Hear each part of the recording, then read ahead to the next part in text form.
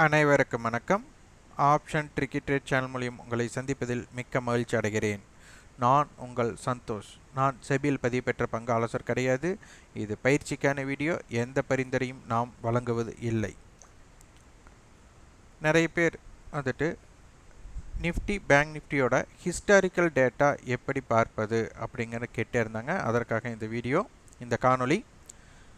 வரலாறு முக்கியம் அமைச்சரே அப்படிங்கிற மாதிரி நம்மளுக்கு டேட்டா, தகவல்கள் நம்மளுக்கு ரொம்ப ரொம்ப முக்கியம். இன்ஃபர்மேஷன் இஸ் வெல்த் அப்படிங்கிற மாதிரி பாய்ஸ் திரைப்படத்தில் செந்தில் அவர்கள் சொல்கிற மாதிரி அது நகைச்சுவையாக இருக்கலாம், ஆனால் அதுதான் மிக மிக முக்கியம்.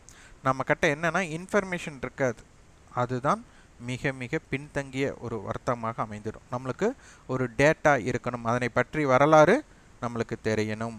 அது எப்படி அப்படின்னா, நம்மளுக்கு என்எஸ்சி வெப்சைட்டுக்குள்ளே போய்டணும். கூகுள்லேயோ இல்லை எதுலோனா என்எஸ்சி வெப்சைட்டுக்குள்ளே nsindia.comனு டைப் பண்ணி உள்ளே போனதுக்கப்புறம் ரிசோர்ஸஸ் அப்படின்ட்டு இருக்கும். அதில் டவுன்லோட் அப்படின்னு இருக்கும். அதில் ஹிஸ்டாரிக்கல் ரிப்போர்ட் அப்படின்னு நம்ம கிளிக் பண்ணோம்னா இந்த மாதிரி பேஜ் ஓப்பன் ஆகும். அதற்கு அடுத்தது இண்டீசஸ் அப்படின்னு இருக்கும். அதில் ஹிஸ்டாரிக்கல் இண்டெக்ஸ் டேட்டா அப்படின்னு இருக்கும். அதை கிளிக் பண்ணிங்கன்னா நம்மளுக்கு இந்த மாதிரி பேஜ் ஓப்பன் ஆகிடும்.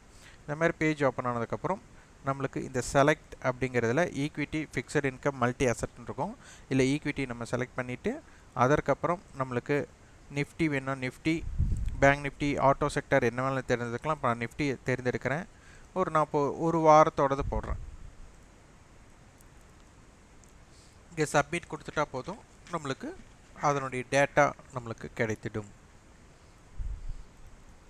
இது பார்த்திங்கன்னா 22 மே, அதுக்கப்புறம் 23, 24, 25, 26, அதாவது 22ஆம் தேதி, 23ஆம் தேதி, 24ஆம் தேதி, 25ஆம் தேதி, 26ஆம் தேதி அப்படி வந்துடும்.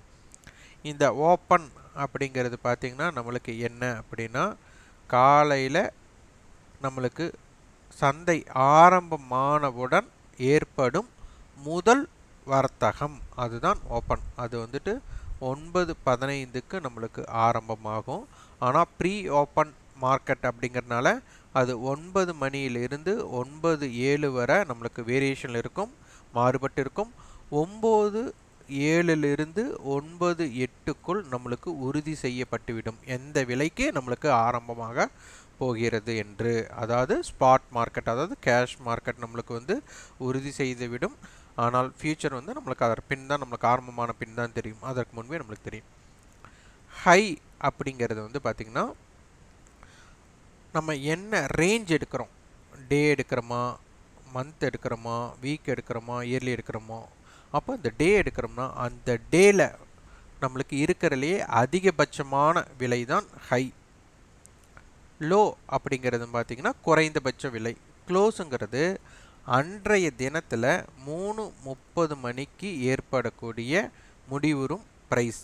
இதில் மட்டும் சற்று முரண்பாடு ஏற்படும். அந்த முரண்பாடு என்ன அப்படின்னா, நம்மளுக்கு வந்துட்டு எப்படி இங்கே ஆரம்பம் அப்படிங்கிறது 9:15க்கு வர்த்தகமாகக்கூடிய விலை நம்ம ஓப்பன் அப்படி சொல்கிறோமோ, க்ளோஸ் ப்ரைஸ் அப்போ வந்து நம்மளுக்கு 3:30க்கு வர்த்தகமாகக்கூடிய லாஸ்ட் ட்ரேடிங் ப்ரைஸ் தான் நம்மளுக்கு க்ளோசிங் ப்ரைஸாக இருக்கணும். ஆனால் அவ்வாறு இருக்காது, சில சமயம் மட்டுமே இருக்கும். என்ன பண்ணுவாங்கன்னா, 3 மணியிலிருந்து 3 PM டு 3:30 மணிக்குள்ள ஏதேனும் வர்த்தகம் மிகப்பெரிய வர்த்தகமாக ஒன் சைடு ஏற்றம், ஒருமுக ஏற்றம் அல்லது ஒருமுக இறக்கம், அதாவது பிக் மூமெண்ட், பெரிய மூமெண்ட் ஆனால் இதனுடைய சராசரி என்ன மூமெண்ட் ஆச்சோ அதனுடைய ஆவரேஜ் ப்ரைஸ் தான் நம்மளுக்கு க்ளோசிங் ப்ரைஸாக கொடுக்கப்படும். அதே பிக் மூமெண்ட் இல்லாமல் ஸ்லோ மூமெண்ட் அப்படின்னு சொல்லலாம். அப்படி இருந்தால் நம்மளுக்கு எல்டிபியே நம்மளுக்கு க்ளோசிங் ப்ரைஸாக அமையக்கூடிய வாய்ப்பும் இருக்கும். இதனால் இதனை புரிந்து கொள்ளணும். இந்த க்ளோசிங் ப்ரைஸ் மட்டும் நம்மளுக்கு செட்டில்மெண்ட் என்ன ரேட்டுக்கு ஆகுதோ அதுதான் க்ளோசிங் ப்ரைஸாக கிடைக்கும். அப்புறம் எதற்கு இந்த வரலாறு அப்படின்னா, இப்போ பார்த்திங்கன்னா நிஃப்டியை பொறுத்தவரை இந்த சென்ற வாரத்தில் இதுதான் ஹை அப்படின்னா, நம்மளுக்கு அடுத்தடுத்த ஹை இப்போ நம்மளுக்கு தொடர்ச்சியாக இருக்குது. இப்போ 18,530 ஒரு ஹை இருக்குது ஒரு 2 நாளைக்கு முன்னாடி. அதுக்கப்புறம் 18,550 இருக்குது. அப்படின்னு தான் இதெல்லாம் ஒரு பிரேக் அவுட்டுக்கு நம்மளுக்கு இம்பேக்ட் கொடுக்காது. பிரேக் அவுட்னா அது பிரேக் அவுட் பண்ணதுக்கப்புறம் அதுக்கப்புறம் ஒரு ஹை இருக்கக்கூடாது, அதாவது தடுப்பு இருக்கக்கூடாது, அதாவது ரெசிஸ்டன்ஸ் இருக்கக்கூடாது. அப்படி இருக்கும்போது அதனுடைய பயணம் நீண்ட தூரம் இருக்க வாய்ப்பு அப்படிங்கிறதுக்கு தான் வரலாறு. இப்போ மார்க்கெட்டை பொறுத்தவரை பார்த்தீங்கன்னா இந்த நேர் ஹை வந்துட்டு 18,419. இந்த 18,419 தாண்டுனா இந்த 4 நாட்களில் 18,419 தாண்டுனா நம்மளுக்கு அதற்கு மேலே ஹை இல்லை. அப்போ அதற்கு மேலே போனதுக்கப்புறம் மார்க்கெட் வந்துட்டு கிட்டத்தட்ட 90 பாயிண்ட் மூமெண்ட் கொடுத்துருக்குறாங்க. இதுதான் பிரேக் அவுட். இதுதான் நம்மளுக்கு தெரியணும். இதுக்கு தான் வரலாறு நம்மளுக்கு ரொம்ப முக்கியம் அப்படின்னு நம்ம சொல்கிறது. அதே லோ அப்படின்னு பார்த்துட்டா நம்மளுக்கு இந்த ரீசன்ட் லோவில் குறைந்தபட்ச லோ 18,178, அதுக்கப்புறம் 18,324, 18,262, 18,202, அதுக்கப்புறம் 18,333. அப்போ 18,178 கட் ஆகாத வர மார்க்கெட் வந்து கீழே போகிறக்கான வாய்ப்பு இல்லை அப்படிங்கிறது ஒரு வார டேட்டாவில் நம்மளுக்கு தெரியுது. அப்போ அதை பிரேக் பண்ணால் தானே கீழே போகும். அப்போ பிரேக் பண்ணாமல் கீழே போகாதில்ல. அப்போ அது பிரேக் பண்ணாத வரை நம்ம என்னென்ன இம்பேக்ட் பண்ணணும் அப்படிங்கிறதுக்காக தான் இந்த ஹிஸ்டாரிக்கல் டேட்டா நம்ம பார்க்குறோம். அதாவது சமீபத்தில் இருக்கிற ரெசிஸ்டன்ஸ் அண்டு சப்போர்ட்டை தெரிந்து கொள்வதற்காக இந்த டேட்டா பார்க்குறோம். இதுவே நிஃப்டி 50. அடுத்து உங்களுக்கு பேங்க் நிஃப்டி வேணால் நிஃப்டி பேங்க்கை கிளிக் பண்ணி நீங்கள் அதை கொடுத்தா நிஃப்டி பேங்க்கோட டீட்டெயில்ஸ் நம்மளுக்கு வந்துடும். இந்த மாதிரி டேட்டாஸ் நம்மளுக்கு வந்துடும். இதுவே உங்களுக்கு ஸ்டாக்ஸை பற்றி தெரிஞ்சுக்கணும் அப்படின்னா நம்மளுக்கு அதை எங்கே பார்ப்பது அப்படிங்கிறது உங்களுக்கு தோணும். அது என்எஸ்சி வெப்சைட்டுக்குள்ளேயே நீங்கள் பார்க்க முடியும். என்ன search by company name simple or keywords அப்படின்னு கொடுப்பாங்க.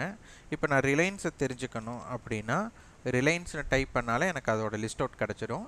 அதில் ரிலையன்ஸை நான் கிளிக் பண்ணதுக்கப்புறம் அதற்கப்புறம் அதோட பேஜ் ஓப்பன் ஆகும். அதில் பார்த்தீங்கன்னா உங்களுக்கு ஈக்விட்டிங்கிற இடத்துல நீங்கள் செலக்ட் பண்ணியிருந்தால் இங்கே ஹிஸ்டாரிக்கல் டேட்டா அப்படிங்கிறது இருக்கும். இந்த ஹிஸ்டாரிக்கல் டேட்டாவை நீங்கள் கிளிக் பண்ணிங்கன்னா உங்களுக்கு அதனை பற்றிய டேட்டாஸ் உங்களுக்கு எந்த டைம் ஃப்ரேம் வேணுமோ அதை மாற்றிக்கொள்ளலாம்.